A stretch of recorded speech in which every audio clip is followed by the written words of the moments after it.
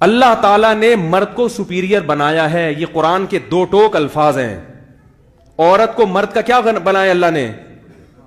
بولو بھائی, ماتحت عورت ملازمت نہیں کر سکتی شوہر کی اجازت کے بغیر. بالکل, یہ اس کا بنیادی رائٹ نہیں ہے. اس پہ کوئی, کیونکہ آج لبرل قسم کے جو مولوی ہیں نا, انہوں نے لبرل لوگوں کو خوش کرنے کے لیے خواتین کے ایسے حقوق کو پر بات کرنا شروع کر دی جو اسلام نے عورت کو نہیں دی. انہوں نے کہا عورت جاب کرنے میں آزاد ہے. قطعاً آزاد نہیں ہے. اس کو جاب کرنے سے پہلے اپنے شوہر سے پرمیشن لینی پڑے گی. بیٹی ہے تو باپ سے پرمیشن لینی پڑے گی. اس کے بغیر وہ جاب نہیں کر سکتی. ہاں, شوہر اپنے حقوق پورے نہ کر رہا ہو, اس کو خرچہ پورا نہ دے رہا ہو, پھر عورت شوہر کی اجازت کے بغیر جاب کر سکتی ہے. لیکن اگر شوہر اپنی ذمہ داری پوری کر رہا ہے تو عورت شوہر کی پرمیشن کے بغیر جاب, بولو نا بھائی, نہیں کر سکتی. اسلام نے شوہر کا حق باپ اور ماں سے بھی بڑا بنایا ہے عورت کے لیے, یاد رکھو. باپ اور ماں سے بھی اسلام کے دو ٹوک احکام ہیں. شوہر سب سے پہلے. کیوں؟ اسلام چاہتا ہے کہ شوہر کو یہ حقوق اسلام نے اس لیے دیے تاکہ وہ اس بیوی کو چھوڑے نہیں. اس کو یہ اندازہ ہو کہ یہ میری ماتحت ہے. جو چیز آپ کی ذاتی ہوتی ہے نا, ماتحت آپ کے کنٹرول میں ہوتی ہے, آپ اس کو اتنے آرام سے چھوڑتے نہیں ہو. آپ اس کو اتنے آرام سے چھوڑ, دیکھو جو ملازم آفس میں آپ کے ماتحت ہو کے چلے گا, آپ اسے جاب سے نہیں نکالو گے. کیا خیال ہے؟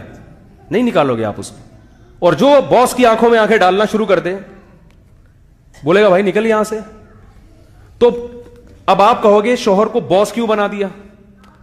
بھائی جو طاقتور ہوتا ہے باس, بولو نا بھائی, وہی ہوتا ہے. گھر چلانے کے لیے کسی ایک کو سربراہ بنانا ضروری ہے. جیسے ملک چلانے کے لیے ایک سربراہ ہوتا ہے, فیکٹری چلانے کے لیے ایک سربراہ ہوتا ہے, اسکول چلانے کے لیے ایک پرنسپل ہوتا ہے, تو گھر کے لیے بھی ایک سربراہ ہونا ضروری. مرد کو نہیں بناتے تو پھر کس کو بنا دیا جاتا؟ بھائی کیا ڈر رہے ہو؟ ڈر رہے ہو کیا؟ تو بول لو نا, میں پٹوں گا بھائی, اگر پٹوں گا تو میں پٹوں گا. تو گھر کا سربراہ بنانے کے لیے مرد کو نہیں بناؤ گے تو کس کو بناؤ گے؟ عورت کو بناؤ گے. عورت اگر سربراہ بن گئی, مرد طاقتور ہے, وہ کبھی بھی کمزور کی حکومت برداشت نہیں کرتا. یہ ناممکن ہے, چل نہیں سکتا, یہ ناممکن ہے. وہ کمزور کی حکومت نہیں برداشت کرے گا. جانوروں میں دیکھ لو نا,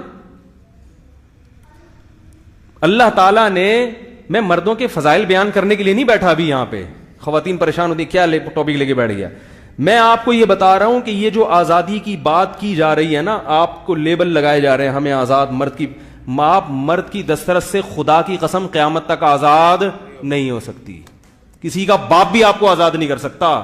آپ کی عافیت اسی میں ہے کہ اپنے آپ کو مرد کا غلام نہیں, مرد کا ماتحت بنا لو, اسی میں عزت ہے.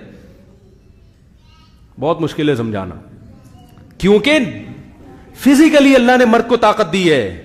طاقتور سے الجھنے سے ہمیشہ نقصان ہوتا ہے, فائدہ نہیں ہوتا. طاقتور سے بنا کے رکھنے میں فائدہ ہوتا ہے. آج یورپ میں عورت کو کتنے حقوق دے دیے, مگر کمزور عورت آج بھی ہے. مزے مردوں کے ہیں آج بھی وہاں پہ, آج بھی عورت کمزور ہے وہاں پہ, مزے وہاں بھی مردوں کے ہیں.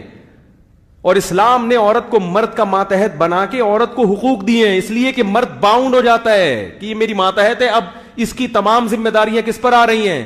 مجھ پہ آ رہی ہیں. تو اللہ نے اس کو باؤنڈ کر دیا اس کا ماتحت بنا کے. آپ اس کو کیا کر رہے ہیں؟ آزاد کر رہے ہیں.